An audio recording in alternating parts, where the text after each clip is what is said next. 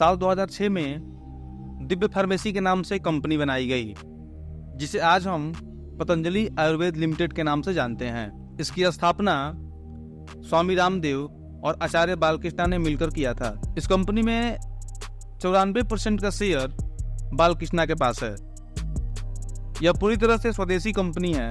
इसकी वस्तुएं जड़ी बूटी और प्राकृतिक चीजों से बनाई जाती है। मतलब शायद ये ऐसी कोई चीज है जिसे पतंजलि नहीं बनाती है। विकिपीडिया के अनुसार पतंजलि लिमिटेड का सालाना टर्नओवर 2500 करोड़ के आसपास है। पतंजलि आयुर्वेद 45 तरह के कॉस्मेटिक्स और अलग अलग 30 प्रकार के खाद्य पदार्थों का निर्माण करती है। साल 2012 में इसके स्टोर्स 150 से 200 तक हुआ करते थे, जो आज बढ़कर 6000 के आसपास हो गए। 2010 में इस कंपनी का रेवेन्यू 100 करोड़ के आसपास था, जो आज बढ़कर 8330 करोड़ का हो गया।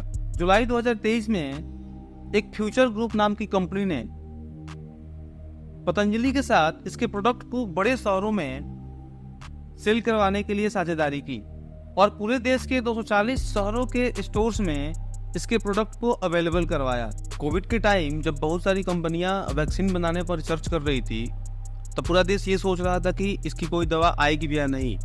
तब बाबा के द्वारा एक कोरोनिल नाम की दवा बनाई गई और इस दवा को WHO सर्टिफाइड बताते हुए हेल्थ मिनिस्टर की उपस्थिति में लॉन्च किया गया, जिससे लोगों में यह विश्वास पैदा हो गया कि ये दवाई हमें बचा सकती है। और पूरे देश के लोगों ने इस दवा को खरीदकर पतंजलि को लगभग 400 करोड़ का रेवेन्यू दिया। और बाद में यह पता चला कि ये दवाई न ही WHO से सर्टिफाइड है और न ही टेस्टेड है। इसके बाद बाबा ने एलोपैथ पर इल्जाम लगाते हुए कहा कि इनकी सारी मेडिसिन नाकाम है। एलोपैथ के वैक्सीनेशन को घोटाला बताते हुए बाबा ने यह भी कहा था कि जो व्यक्ति वैक्सीन लगवा रहे हैं, शायद भविष्य में उन्हें हार्ट अटैक आ सकता है। और इस प्रकार से इन्होंने मिसलीडिंग इंफॉर्मेशन फैलाई और इनकी हार्ट अटैक वाली बात कहीं न कहीं सही भी साबित हो रही है। लेकिन बाबा का ये कहना है कि सिर्फ मेरी दवाइयाँ ही अच्छी है, जो एलोपैथ यानी कि अंग्रेजी दवाई है वो सबसे बेकार है।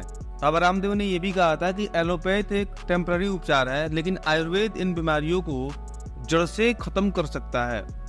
अगस्त 2022 में IMA यानी कि इंडियन मेडिकल एसोसिएशन ने पतंजलि लिमिटेड के खिलाफ सुप्रीम कोर्ट में याचिका दायर किया, जिसमें 2 शिकायतें दर्ज की गई।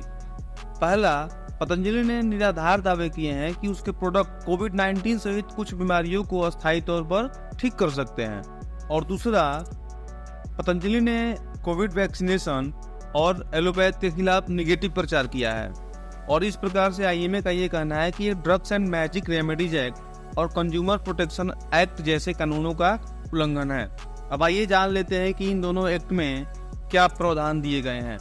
Drugs and magic remedies act में यह कहा गया है कि किसी भी बीमारी को बिना किसी साइंटिफिक प्रूफ के ठीक करने का दावा करना गलत और भ्रामक है, जो सीधा सीधा कानूनों का उल्लंघन है। और कंज्यूमर प्रोटेक्शन एक्ट में यह कहा गया है कि कोई भी कंपनी झूठा या भ्रामक प्रचार नहीं कर सकती। अगर फिर भी वो प्रचार करती है, अगर ये प्रचार उपभोक्ता के हित के खिलाफ है, तो ये भी कानूनों के उल्लंघन के दायरे में आता है। इस तरह से IMA ने पतंजलि पर 2 एक्ट के तहत केस किए थे और इस केस की सुनवाई में नवंबर 2023 को सुप्रीम कोर्ट ने बाबा से ये कहा था कि आप अपनी कंपनी का प्रचार करिए, लेकिन दूसरी कंपनी को क्रिटिसाइज मत करिए और भ्रामक विज्ञापन को तुरंत बंद करें, अन्यथा हर एक झूठे दावे पर 1 करोड़ का जुर्माना लगेगा। इन पतंजलि ने सुप्रीम कोर्ट की बात फिर भी नहीं मानी और भ्रामक विज्ञापन छपवा दिया, जिसे देखकर IMA ने पतंजलि के छपवाए गए भ्रामक विज्ञापन को सुप्रीम कोर्ट के समक्ष रखा और आरोप लगाया कि पतंजलि ने अभी भी भ्रामक विज्ञापन छापना बंद नहीं किया है। फरवरी 2024 में सुप्रीम कोर्ट ने कहा कि पतंजलि ने उनके आदेशों का उल्लंघन किया है और कंपनी को अवमानना नोटिस जारी कर दिया। रामदेव और आचार्य बालकृष्ण ने इस अवमानना नोटिस का कोई जवाब नहीं दिया। तब फिर सुप्रीम कोर्ट ने आचार्य बालकृष्ण और रामदेव को कोर्ट में पेश होने के लिए कहा। ये दोनों कोर्ट में पेश भी हुए और बिना शर्त इन्होंने सुप्रीम कोर्ट से माफी मांग ली, जिसे सुप्रीम कोर्ट ने तुरंत खारिज कर दिया। माफी खारिज होने के बाद बाबा रामदेव और आचार्य बालकृष्ण ने फिर से माफी मांगी और कहा कि काम के उत्साह में ऐसा हो गया था। जिसके बाद इस केस में सुप्रीम कोर्ट ने पतंजलि को भेजे गए अवमानना नोटिस को सुरक्षित रख लिया और 3 हफ्ते में पतंजलि को एफिडेविट फाइल करने को कहा। इसके बाद स्वामी रामदेव ने फिर से माफीनामे छपवाए और उनका कहना था कि ऐसी गलती दोबारा नहीं होगी। हालांकि सुप्रीम कोर्ट ने इस केस में कोई जजमेंट नहीं दिया है। देखते हैं आगे इस केस में क्या होता है। अगर ये वीडियो आपको अच्छी लगी हो तो अपने दोस्तों के साथ शेयर करिए और कमेंट बॉक्स में अपना ओपिनियन जरूर दें।